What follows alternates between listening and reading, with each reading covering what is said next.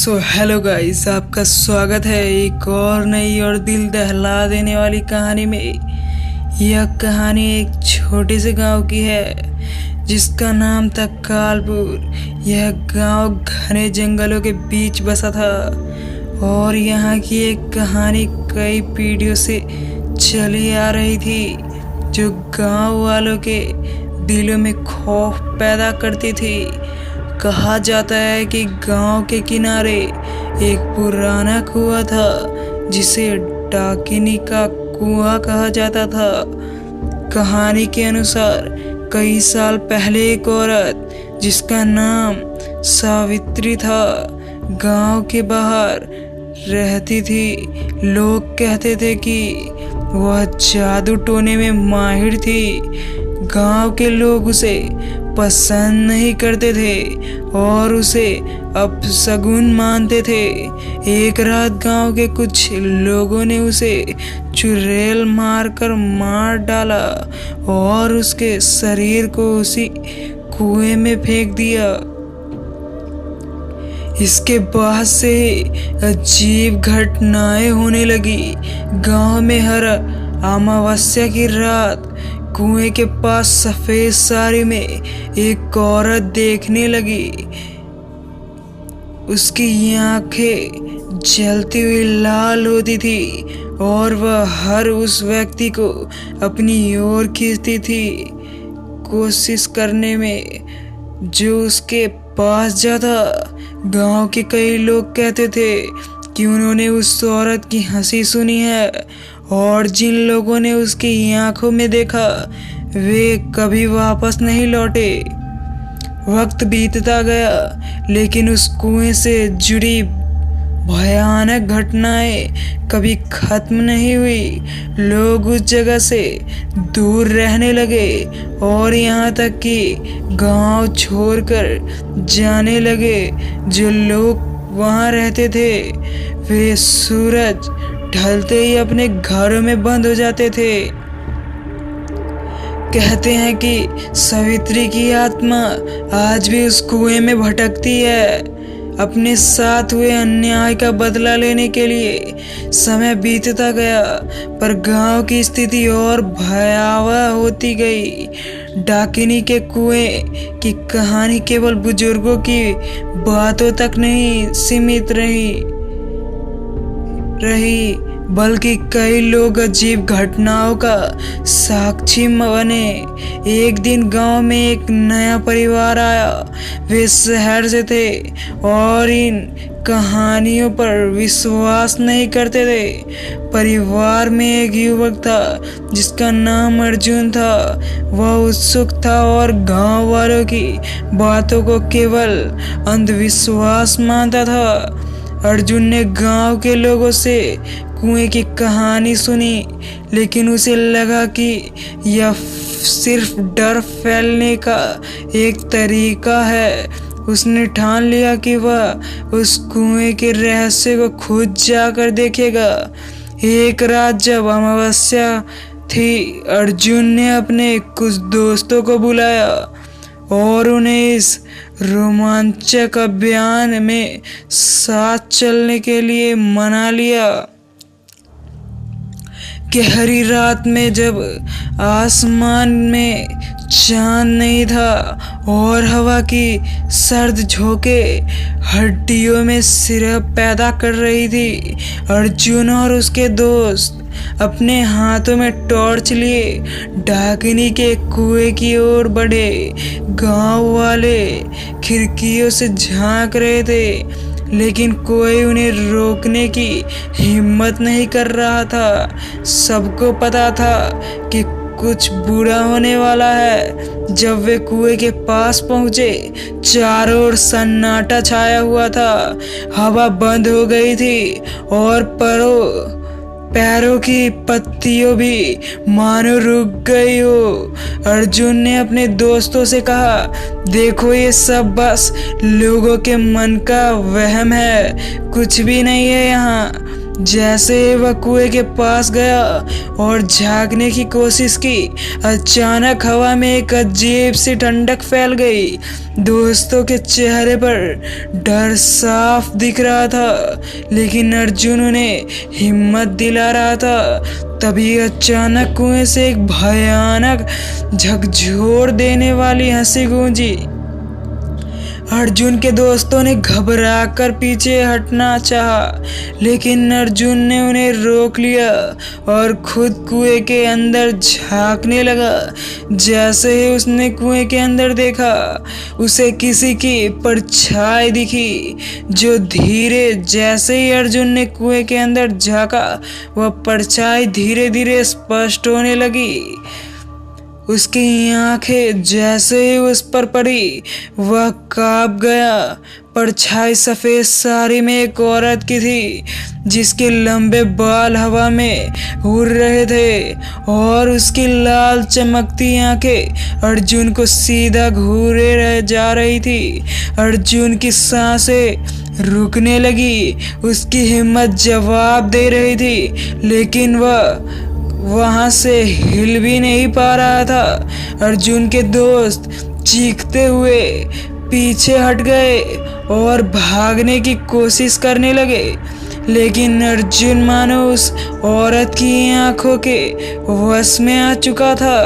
उसकी टॉर्च गिर चुकी थी और वह धीरे धीरे कुएं की ओर खींचता जा रहा था। औरत की हंसी अब और तेज हो रही थी, मानो वह उसे अपनी ओर बुला रही हो। अर्जुन की आंखों में भय साफ दिख रहा था, पर वह खुद को छुड़ा नहीं पा रहा था। तभी अचानक कुएं के पास खड़े पेड़ से एक उल्लू जोर से चीखा और अर्जुन का ध्यान टूटा। उसने जोर से चिल्लाया और खुद को खींचकर पीछे हटाया। किसी तरह वह उस भयानक घड़ी से खुद को छुड़ाकर पीछे हटा, लेकिन उसके चेहरे पर डर साफ दिख रहा था। अर्जुन के दोस्त पहले ही भाग चुके थे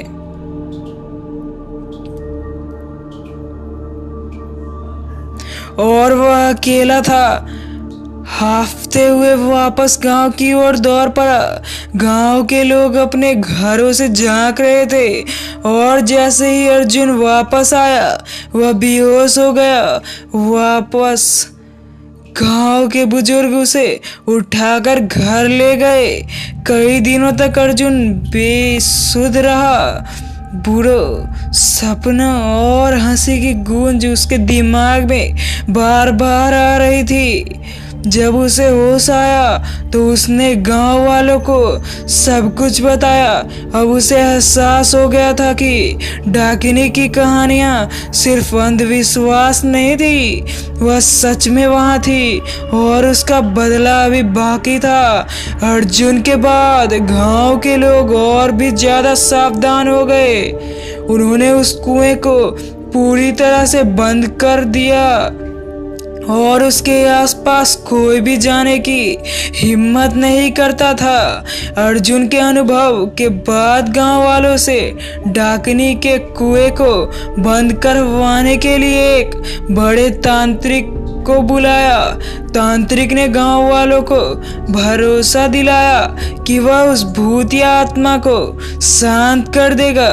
पूरे गांव में डर और बेचैनी का माहौल था, लेकिन हर कोई उम्मीद लगाए बैठा था कि अब डाकिनी का आतंक खत्म हो जाएगा। अमावस्या की रात को तांत्रिक अपने मंत्रों और जादू टोने का सामान लेकर कुएं के पास पहुंचा। उसके साथ गांव के कुछ बुजुर्ग और अर्जुन भी थे। गांव वालों ने डर के मारे अपने अपने घरों में खुद को बंद कर लिया था। तांत्रिक ने वहां हवन शुरू किया और मंत्र पढ़ने लगा। हवा में अचानक भारीपन और ठंडक महसूस होने लगी। सबकी नजरें कुएं पर टिकी थी। जैसे ही तांत्रिक ने अपने मंत्रों का उच्चारण तेज किया, कुएं से फिर वही डरावनी हंसी सुनाई देने लगी जो अर्जुन ने उस रात सुनी थी। अचानक कुएं से सफेद साड़ी पहने वही औरत प्रकट हुई। उसका चेहरा अब और भी भयानक दिख रहा था। उसकी आंखों से आग सी जल रही थी और उसके बाल बिखरे हुए थे। तांत्रिक ने उसकी ओर देखा और अपने मंत्र को और तेज कर लिया, लेकिन इस बार डाकिनी और भी शक्तिशाली थी। उसने जोर से चीख मारी और चारों ओर की हवा मानो कांपने लगी। तांत्रिक के हाथ कांपने लगे और उसके मंत्रों का असर कमजोर पड़ने लगा। वह डाकिनी उसकी ओर बढ़ने लगी। उसकी लाल चमकती आंखों से गुस्सा और प्रतिशोध की आग थी। गांव के बुजुर्ग और अर्जुन यह देखकर कांप गए। वे वहां से भागने की सोच रहे थे, लेकिन वे वहीं जमे रहे। तभी तांत्रिक ने अपनी आखिरी कोशिश में कुछ खास मंत्र पढ़े और एक तेज रोशनी का गोला उसके हाथ में निकला और डाकिनी की ओर बढ़ा।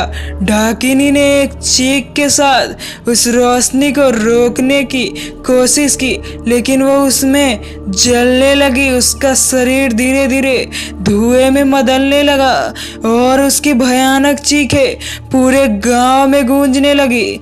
कुछ ही पल में गायब हो गई और कुएं के ऊपर घना सन्नाटा छा गया।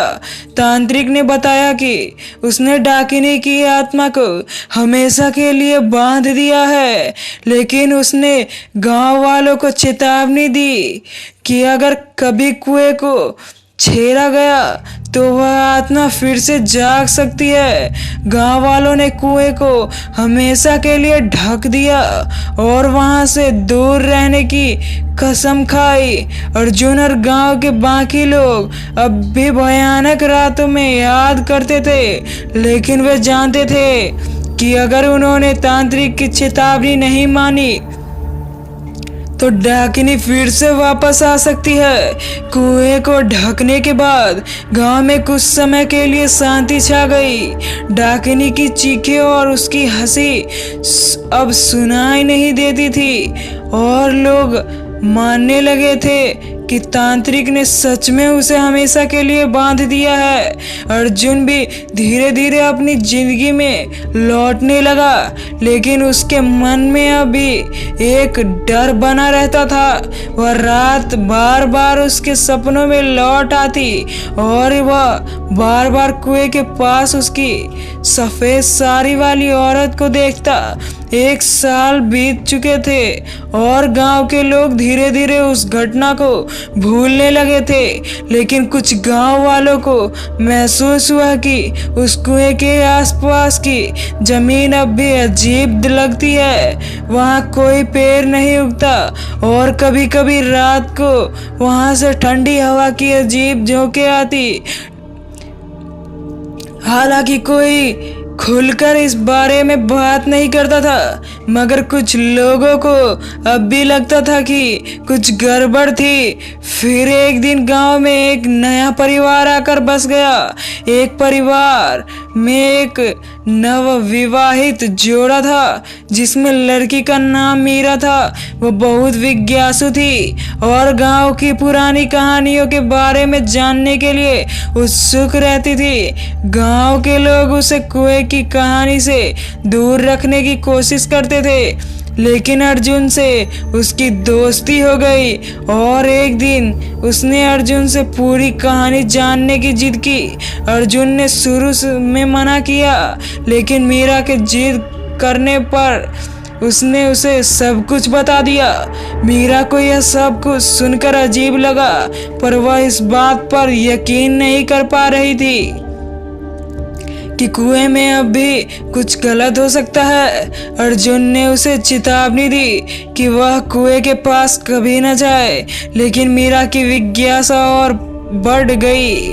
एक रात जब गांव में किसी त्योहार की तैयारी हो रही थी और लोग व्यस्त थे, मीरा ने अकेले ही कुएं के पास जाने की ठान ली। वह चुपचाप अपने घर से निकली और धीमे कदमों से कुएं की ओर बढ़ने लगी। रास्ते में हवाओं का अजीब सा सन्नाटा था, मानो किसी अनजाने खतरे का। जैसे ही वह कुएं के पास पहुंची, उसे वहां एक अजीब सी ठंड महसूस होने लगी। कुएं के चारों ओर फैले पैर झुके हुए लग रहे थे और वहां की जमीन सूखी और बंजर थी। मीरा ने डरते हुए कुएं की ओर झुका और अचानक कुएं के ढक्कन से एक धीमी आवाज आई, मानो किसी ने अंदर से उसे खटखटाया हो। मीरा का दिल तेजी से धड़कने लगा। उसने जल्दी से पीछे हटने की कोशिश की, लेकिन तभी कुएं से वही भयानक हंसी गूंजने लगी जिसे अर्जुन ने सुना था। उसकी आंखों के सामने अचानक सफेद साड़ी में लिपटी वह औरत प्रकट हुई। उसकी लाल चमकती आंखें मीरा की आंखों में गड़ गई और मीरा झर हो गई। औरत धीरे धीरे कुएं से बाहर आने लगी। उसके बाल बिखरे हुए और उसका चेहरा बेहद डरावना था। मीरा का शरीर कांपने लगा और वह चीखना चाह रही थी, लेकिन उसकी आवाज नहीं निकल रही थी। अचानक वह औरत हवा में तैरती हुई मीरा की ओर बढ़ी और उसके चारों ओर एक ठंडी हवा का झोंका झूमने लगा। मीरा ने किसी तरह हिम्मत जुटाकर वहां से भागने की कोशिश की, लेकिन उसका पैर फिसल गया और वह जमीन पर गिर गई। औरत अब उसके ठीक सामने थी। तभी अर्जुन वहां पहुंच गया, जिसने मीरा की अनुपस्थिति नोटिस की थी। उसने जैसे ही उस डरावनी आकृति को देखा, वह समझ गया कि डाकिनी फिर से जाग गई थी। अर्जुन ने मीरा को उठाया और उसे वहां से खींचकर भागने लगा। पीछे से औरत की भयानक चीखें सुनाई दे रही थी, लेकिन वह दोनों किसी तरह उस जगह से दूर भाग निकले। जब वे गांव के पास पहुंचे तो औरत की चीखें धीरे धीरे शांत हो गई। अर्जुन ने मीरा को गांव वालों के पास ले जाकर सब कुछ बताया। गांव के बुजुर्ग समझ गए थे कि कुएं का अभिशाप फिर से जाग गया है। इस बार उन्होंने फैसला किया कि उस कुएं को नष्ट कर दिया जाएगा। अगले ही दिन गांव वालों ने कुएं को पूरी तरह से मिट्टी और पत्थरों से भर दिया, ताकि डाकिनी की आत्मा कभी बाहर ना आ सके। हालांकि गांव में एक बार फिर शांति लौट गई, लेकिन गांव वालों अब भी हर अमावस्या की रात उस ओर देखने से डरते हैं। कुछ लोग कहते हैं कि उन्होंने कभी कभी अभी कुएं की जगह से धीमी धीमी हंसी सुनी है। कुएं को मिट्टी और पत्थरों से भरने के बाद गांव में कुछ समय के लिए फिर से शांति लौट आई थी। लेकिन उस घटना के बाद से अर्जुन और मीरा के जीवन में कुछ भी पहले जैसा नहीं रहा। मीरा जो पहले जिज्ञासु और बेफिक्र थी, अब अक्सर खोई रहती है। उसे बार बार वही डाकिनी का चेहरा और उसकी भयानक हंसी याद आती, जिसके उसे भीतर झकझोर दिया था। अर्जुन भी जो पहले खुद को डाकिनी के आतंक से बचा हुआ मानता था, अब हर अमावस्या की करीब आते ही बेचैन हो जाता था। गांव के बुजुर्गों ने गांव वालों से एक सख्त नियम बना लिया, कोई भी उस पुराने कुएं की जगह के पास नहीं जाएगा। कई लोगों ने मान लिया था कि अब खतरा पूरी तरह टल गया है, लेकिन अर्जुन और कुछ गांव वाले को अब भी यह डर सताता था कि डाकिनी पूरी तरह से खत्म नहीं हुई है और वह किसी न किसी दिन फिर से वापस आ सकती है। कुछ महीनों बाद गांव में अजीब घटनाएं होने लगी। छोटे छोटे जानवर गायब होने लगे और रात को अजीब सी आवाजें सुनाई देने लगी। कई लोग अपने घरों में बंद रहते थे, लेकिन कुछ का कहना था कि उन्होंने सफ़ेद साड़ी में किसी को गांव के किनारे चलते देखा है। हालांकि वे इस बारे में खुलकर बात कर से बचते थे, लेकिन उनके चेहरों पर डर साफ झलकता था। एक रात जब गांव पर अंधेरी पूरी तरह छाया हुआ था, अर्जुन को अचानक एक झटका सा महसूस हुआ। उसे लगा कि मीरा के साथ कुछ गलत हो रहा है। वह घबराकर मीरा के कमरे की ओर दौड़ा, लेकिन जब वह अंदर पहुंचा तो मीरा वहां नहीं थी। उसका दिल तेजी से धड़कने लगा। उसने पूरे घर में खोजबीन की, लेकिन मीरा का कोई अता पता नहीं था। अर्जुन तुरंत बाहर निकला और गांव के कुछ लोग को इकट्ठा किया। गांव के बुजुर्गों को जब पता चला कि मीरा गायब हो गई है तो उसने चेहरों पर चिंता की लकीरें खिंच गई। उन्हें डर था कि यह डाकिनी की वापसी का संकेत हो सकता है। अर्जुन ने हिम्मत जुटाई और गांव वालों के साथ मिलकर मीरा की तलाश शुरू की। रात गहरी हो चुकी थी और हवा में अजीब सी ठंडक थी। गांव के लोग टॉर्च लेकर गांव के किनारे की ओर बढ़े। तभी अर्जुन ने देखा कि उस पुराने कुएं की जगह से एक हल्की सी रोशनी निकल रही थी। वह चौंक गया क्योंकि कुएं को पूरी तरह से बंद कर दिया गया था। उसने अपने कुछ साथियों के साथ उस ओर बढ़ने का फैसला किया। जब वे वहां पहुंचे तो उन्होंने देखा कि कुएं की मिट्टी और पत्थर खुद ब खुद हट रही है और कुएं के मुंह से धुंधली रोशनी बाहर आ रही थी। अर्जुन का दिल तेजी से धड़कने लगा। वह समझ गया था कि डाकिनी वापस आ गई। अर्जुन ने हिम्मत जुटाकर कुएं के अंदर झांका। वहां कुएं के तल पर सफेद साड़ी के लिपटी वही औरत खड़ी थी, डाकिनी। लेकिन इस बार उसके पास मीरा थी जो बेहोश पड़ी हुई थी।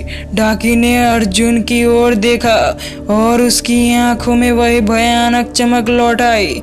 अर्जुन को समझ में नहीं आ रहा था कि वह क्या करे, लेकिन तभी तांत्रिक की कही एक बात उसके दिमाग में आई। डाकिनी सिर्फ उस व्यक्ति को बांध सकती है जिसने उसका सम्मान किया हो।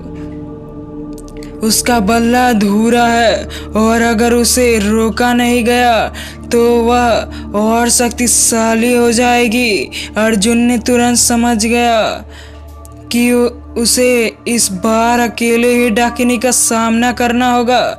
उसे हिम्मत करके एक पत्थर उठाया और डाकिनी की ओर फेंका, जिससे उसका ध्यान बटा। जैसे ही डाकिनी की नजरें अर्जुन पर पड़ी, उसने मीरा को छोड़ दिया और अर्जुन की ओर बढ़ने लगी। अर्जुन जानता था कि उसे कोई रास्ता ढूंढना होगा। तभी उसे अपने हाथ में एक पुरानी माला मिली जो उसके दादा ने उसे कभी दी थी। यह माला पवित्र मानी जाती थी और कहा जाता था कि इसमें बड़ी शक्ति है। अर्जुन ने माला को कसकर पकड़ लिया और डाकिनी की ओर बढ़ा।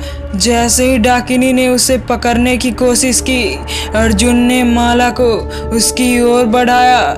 माला के स्पर्श ने डाकिनी जोर से चीखने लगी, मानो उसकी आत्मा जल रही हो। उसकी लाल आंखें बुझने लगी और उसका शरीर धुएं से बदलने लगा। कुछ ही पलों में डाकिनी गायब हो गई। कुएं के पास अब फिर से सन्नाटा छा गया था। अर्जुन ने जल्दी से मीरा को उठाया और उसे गांव वापस ले आया। गांव वालों ने जब यह सुना तो सबको विश्वास हो गया कि इस बार डाकिनी हमेशा के लिए खत्म हो चुकी है। अर्जुन और मीरा की जिंदगी धीरे धीरे सामान्य हो गई, लेकिन गांव वाले अब भी अमावस्या की रात को सावधान रहते हैं। कुएं के पास जाने की हिम्मत अब किसी में नहीं थी और गांव की नई पीढ़ी को यह कहानी हमेशा याद दिलाए रहती थी, क्योंकि डाकिनी भले ही खत्म हो गई हो, लेकिन उसका खौफ हमेशा गांव के लोगों के दिलों में